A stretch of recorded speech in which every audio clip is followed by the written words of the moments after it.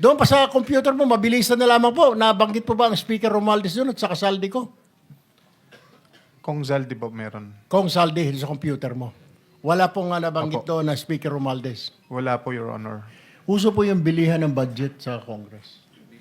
Opo, paghapon, pagpanoodin nyo po sa TV, paikot-ikot po mga kasamahan namin sa Kongreso, yun pala, lalapitan yung isa, may budget ka ba natitira dyan? Akin na lang, 20%, parang gano'n basta. Ubo na tayo kay Sir Orly Regala Gutesa. Sir Orly, itong katabi mo, mga driver ito si Balatbat, si Santiago, nagdi-deliver. Itong si Balatbat, nakapag-deliver na raw kay Saldi ko. Nakita mo ba ito? Magkakilala ba kayo niyan? No, Your Honor. Hindi pa kayo nakakilala niyan? Yes, Your Honor. Mr. Balatbat, hindi mo na mamumukhaan si Sir Orly, security po ni sa Saldi ko? Hindi po, Your Honor. Hindi mo rin kilala? Hindi po. Alright. Sir, I have, Mr. Chair, with your indulgence, I just have two quick questions. Anong trabaho ninyo, sir? Security? Bago po kayo nag-security, anong trabaho ninyo sa Philippine Marine? Sa infantry, artillery, ano sa po kayo? Dati po sa intelligence po ako sa Marine Corps. Intelligence. Tapos diretso na po kay Saldico o meron pa kayong VIP muna na daanan? Dati po galing ako sa Coca-Cola. Naging consultant po ako sa Coca-Cola. Tapos po, kay Saldico na? Opo. Nag-resign po ako sa Coca-Cola. Di napunta po ako sa kay Saldico, sir. Kay Saldico na po. Yun po yung unang politiko ninyo. Yes, Your Honor. Alright. Sir, tanong ko lamang po. Okay. Diba, mabigat po yung inyong nag-deliver po kayo kay Speaker Martin Romualdez. Could you name kung sino po mag-deliver? Siyempre po, kailangan nyo i-confirm na na-deliver na po, boss, yung pera. Kay, siyempre, i-confirm mo kay Saldico, na-deliver na po sa bahay ni Speaker. Sino po mga dinideliveran nyo? Alam nyo ba ang pangalan? Sa dami po ng pera na yon. Sa pagkakaalam ko po, wala po kaming direct contact doon sa receiver. Kasi ang may direct lang contact doon, Your Honor, is si Paul or kaya si Mark. Si Paul or si Mark? Yes, Your Honor. Kasama ninyo, si Paul or si Mark, mag-deliver ng pera Yes, Your Honor. kay Speaker. Yes, Your Saan Honor. bahay po ito? Sa Doon sa 42 Forbes, Your Honor. 42 Forbes. Okay. Alright. Ilang beses po kayo mag-deliver doon sa 42 Forbes sa sinasabi ninyo? Bakit po nilaman na bahay po ni Speaker yun? Sino po nagsabi? Based doon po sa pa-deliver ng i-deliver sa bahay ni Speaker. Sino nakakaalam? Si Paul at saka si Mark. Yes, Your Honor. So, dinadala po kayo doon sa bahay Yes, ni Your Speaker. Yes, Your Honor. Ilang beses po kayo nag-deliver ng pera po doon? Simula po nung pag-start ko doon is ang actual ko pong deliver is 3 beses, Your Honor. 3 beses? Yes, Your Honor. Sa isang delivery, ilang maleta po ang dinideliver niyo doon sa 42 Forbes? Yung sa 42 Forbes, sir, Your Honor, yung sa nakuha naming 46 doon sa Bali noon, Oo. inakyat mo na yun sa bahay nila sa Horizon. Din nung ibinaba yung 46, naging 35 na lang yung box na naibaba. Dinala saan? Doon sa 42 Forbes na, Your Honor. Kay, sa bahay mo ni Speaker? Yes, Your Honor. Ilang beses kayo nag-deliver doon? Misan lang? Ilan? Ako, during that time, 3 beses sa akin, pero based doon sa group chat namin is, kasi namumonitor ko po yung group chat ng movement ng duty ng basura, is 3 times a week, most likely, lalo na pag December. Pare-pareho ba yun? Kung ilang maleta na deliver mo, ganun din yung ibang grupo na halaga o na amount ng maleta, equivalent ng maleta? No, Your Honor, hindi ko na sila mamonitor kung ilan yung maleta na idinideliver. Pero ng 3 other times a week ang delivery doon sa 42 Forbes. Most likely, Na Your sinasabi mo ng bahay ni Speaker. Yes, Your Honor. Gaano ka tagal po ito? Ilang buwan po ito na 3 times a week, 3 times a week? Ilang buwan po ito? Nung time ko po, from December po yun, December eh. Hanggang? Hanggang nandoon po ako noon, ganun yung Kailan po yon? Kailan ba kayo malis? August 5 lang po. January, February, March, April, May, June, July, August. 8 buwan. Hindi po ako sure sa kung yung mga other month is Pero 3 times a week, ha? yes, Your Honor. 3 times a week. Okay. Mr. Chair, my last question now with Engineer Bryce. Engineer Bryce, may pinag-ngangalandakan si Attorney Porto na maraming senador ang sasabit dito. Pero ngayon, hindi mo pinapatutuan. Does this mean na fake news po yung sinabi? Mukhang fake news ang binigay ni Attorney Porto ng iyong attorney sa media. Kasi sabi niya po, 6 daw eh. Marami pang mga senador.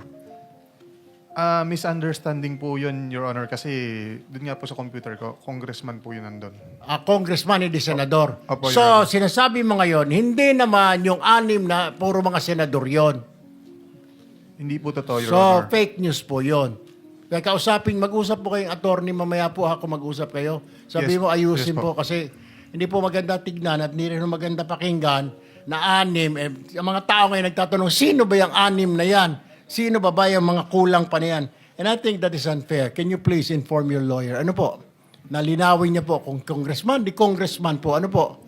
Kung meron siyang alam. Opo. Doon pa sa computer mo, mabilisan na lamang po. Nabanggit po ba ang Speaker Romualdez doon at sa kasaldi ko?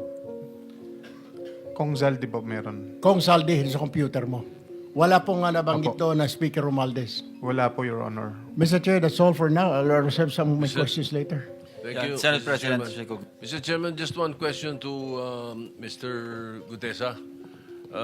Kasi parang nalito lang na kami na konti doon sa kwento mo. Can you give the details nung sinasabi mong delivery between Eric Yap and Saldico? Sino nag-deliver sa kung kanino sa kwento mo?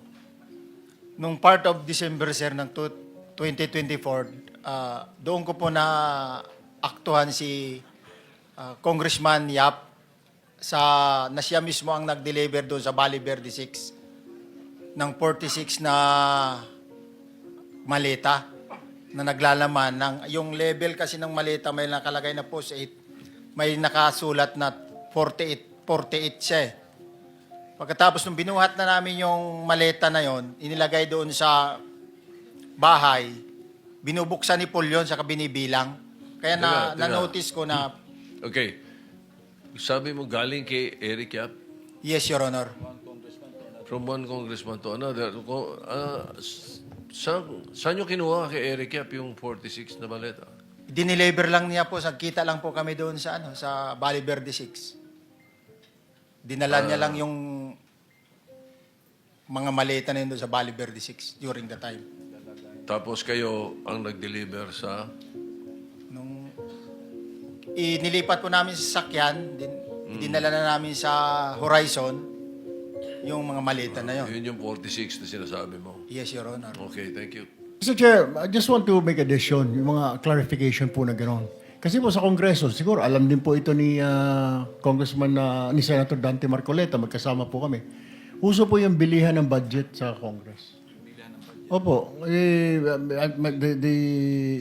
budget po, si Senator Marcoleta can attest to this.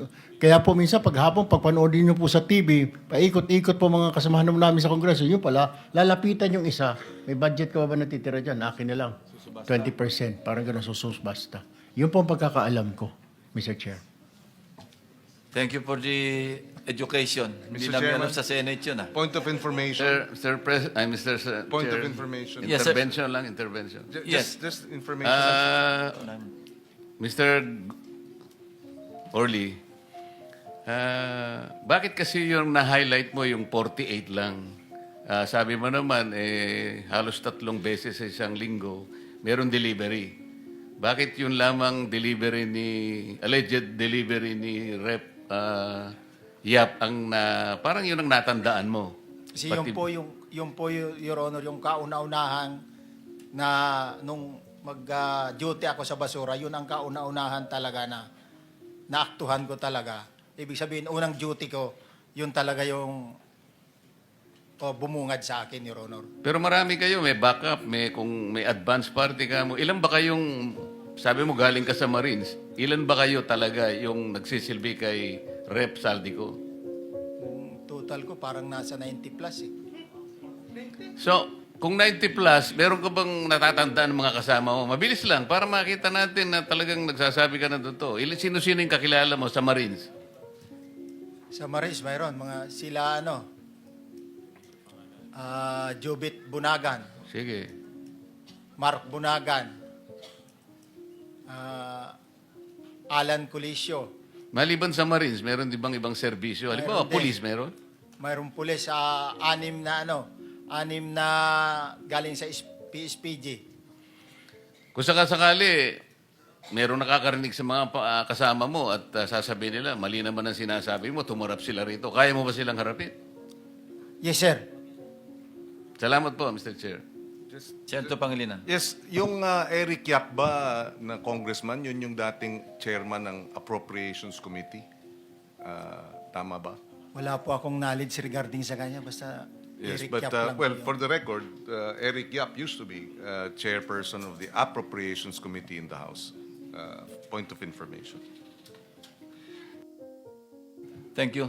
Last na lang before we go on break. Anong specific duty assignment mo sa Philippine Marines? Anong unit? Sabi mo, intelligence. Ay, sir, sa MC2 ako dati, sir. Marine Corps Intelligence. Bakit? Authorized ba yung mga Philippine Marines na mag-serve as security escort ng civilians? No, Mga sir. alam Ay, sorry, sir. No, sir. During that time, sir, retire na po ako. Hinar ka bilang retired na Marine personnel. Ay, sir. Okay, thank you. So, Mr. Chair, in connection Sige. doon sa tanong mo, okay. sinabi mo, 90 kayo na security ni Saldico? Most likely, ganun yung bilang, sir.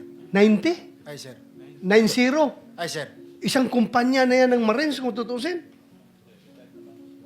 Yes, sir, pero 90 is the number. Napakarami. More or less, sir. More or less. Hindi ako exact sa number, but more or less. Talo si Senate President nito. Ilan lang bang gwardiya mo, Sir Senate President? Wala, zero. Ikaw nga ang mismo nagdadrive, no? Wala, basta kasama ko lang si 6 hour, okay na ako. Sige, thank you, Mr. Chair. Thank you. So, we go on break and then we come back at 2 p.m. Is that okay with the members? 2 p.m. And then, Mr. Chair, hindi pa ako tapos. Mayroon pa Hindi akong... pa pala. Mamaya po. Mamaya na. Mamaya na lang, Resume po. pag-resume natin. Sige, i-continue. You will have your fresh 7 minutes pagbalik natin. Thank you. See you at 2 p.m.